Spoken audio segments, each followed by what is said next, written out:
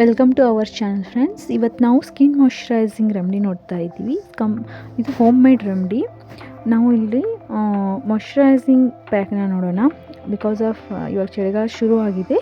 ಇಲ್ಲಿ ಬಂದುಬಿಟ್ಟು ನಾನು ಫಸ್ಟ್ ರೈಸ್ ಫ್ಲೋರ್ ತೊಗೋತಾ ಇದ್ದೀನಿ. 2 ಸ್ಪೂನ್ ಆಗೋಷ್ಟು ರೈಸ್ ಫ್ಲೋರ್ ತೊಗೊಳ್ಳಿ. Rice flour is very good for moisturising.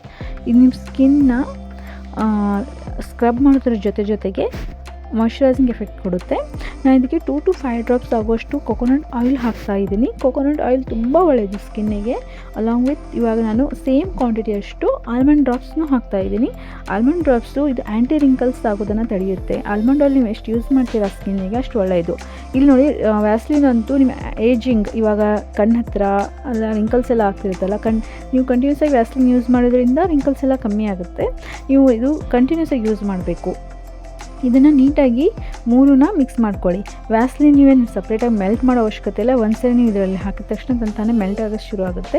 ಸ್ವಲ್ಪ ಹೊತ್ತು ಆದಮೇಲೆ ಇದು ನೀಟಾಗಿ ಮಿಕ್ಸ್ ಆದಮೇಲೆ ಇದು ಕ್ರೀಮಿ ಥರ ಆಗುತ್ತೆ. ಈ ಕ್ರೀಮ್ನ ನೀವು ಫೇಸ್ ಮತ್ತು ಹ್ಯಾಂಡ್ಸಿಗೆ ಯೂಸ್ ಮಾಡ್ಕೋಬೋದು. ಒಂದು ಹಾಫ್ ಆನ್ ಅವರ್ ಅಷ್ಟು ಫೇಸಿಗೆ ಹಾಕಿಬಿಟ್ಟು ಹಾಫ್ ಆನ್ ಅವರ್ ಆದಮೇಲೆ ಬಿಸಿನೀರಿಂದ ಅಥವಾ ಸ್ವಲ್ಪ ಉಗುರು ಬೆಚ್ಚ ನೀರಿಂದ ಫೇಸ್ ವಾಶ್ ಮಾಡಿ.